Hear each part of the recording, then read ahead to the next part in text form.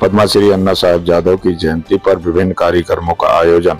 पद्मश्री अन्ना साहब जादव भारतीय समाज उत्पत्ति मंडल के संस्थापक अध्यक्ष पद्मश्री अन्ना साहब जादव ने गुरुवार को कॉलेज की ओर से विभिन्न कार्यक्रम आयोजित किए हैं।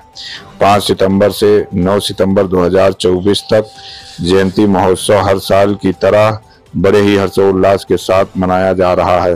पद्मश्री अन्ना साहब जादव के कार्यों को समाज के सभी वर्गों तक कैसे पहुंचाया जाए और अन्ना साहब जादव के कार्यों का प्रचार प्रसार कैसे हो और BNN कॉलेज आम लोगों के लिए काम करने वाला कॉलेज है, इस दृष्टिकोण से 3 सितंबर को एक प्रेस कॉन्फ्रेंस का आयोजन किया गया।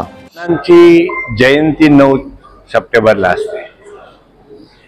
आता ही जयंती आम्ही साजरी करतो दरवर्षी 9 तारखेलाच, परंतु या वेळेला गणपती आहेत आणि त्यामध्ये अडचणी निर्माण होऊ नयेत या दृष्टिकोनातून आम्ही ही जयंती सप्ताह या 5 तारखेपर्यंत चालू करण्याचा विचार होता आणि त्या दृष्टिकोनातून आजची जी परिषद बोलवली होती, पत्रकार परिषद बोलवली होती की अण्णांच्या कार्याला थोडीशी प्रसिद्धी कशी देता येईल, ते कार्य तुमच्या समोर कसं मांडता येईल।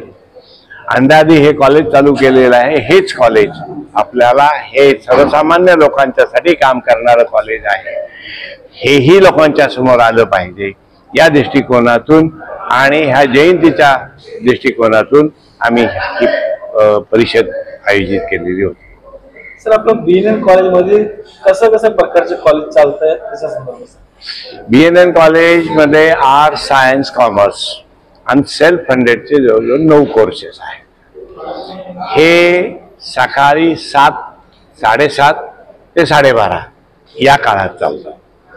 दुपारच्या काळामध्ये 11वी 12वीचे वर्ग आहेत, म्हणजे ज्युनियर कॉलेज आहे। ज्युनियर कॉलेज 12:30 वाजता सुरू होतं आणि ते 5 वाजेपर्यंत असतं। जवळजवळ ज्युनियर कॉलेजला 5000 विद्यार्थी आहेत आणि सिनियर कॉलेजमध्ये जवळजवळ 5000 विद्यार्थी आहेत। असे 10,000 विद्यार्थी हे कॉलेजचं शिक्षण या ठिकाणी घेतात। कोणकोणता कॉलेज? या ठिकाणी लॉ कॉलेज आहे, याच परिसरात आहे आणि MBA कॉलेज ही याच ठिकाणी आहे। MBA कॉलेज नंतर एनी ग्रॅज्युएट त्यासाठी प्रवेश घेऊ शकतात। लॉ कॉलेज ही 2 आहेत, एक 3 इयर्स लॉ कॉलेज आहे आणि एक 5 इयर्स लॉ कॉलेज आहे। 5 इयर्स लॉ कॉलेजसाठी 12वीचा विद्यार्थी हा इलिजिबल आहे आणि 3 इयर्स साठी एनी ग्रॅज्युएट। सर, आता आपण एक प्रेस नोट दिला आहे, त्याचे काही कोर्सेस फ्री मध्ये आहेत। हो, ते कोणते मुलं हे प्रशिक्षण घेऊ शकतात?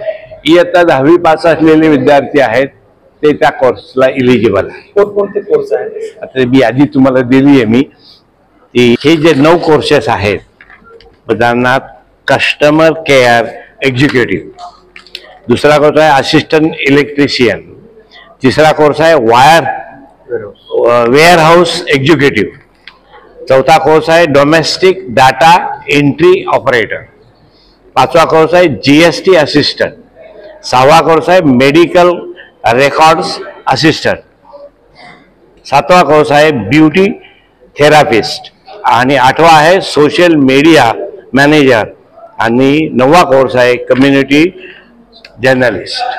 असे हे जे कोर्स आहेत हे फ्री कोर्सेस आहेत।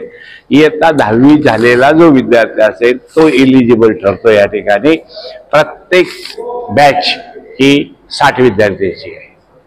सर, ह्या कोर्ससाठी ऑनलाईन फॉर्म वगैरे भरायचे असेल का डायरेक्ट संपर्क करावा?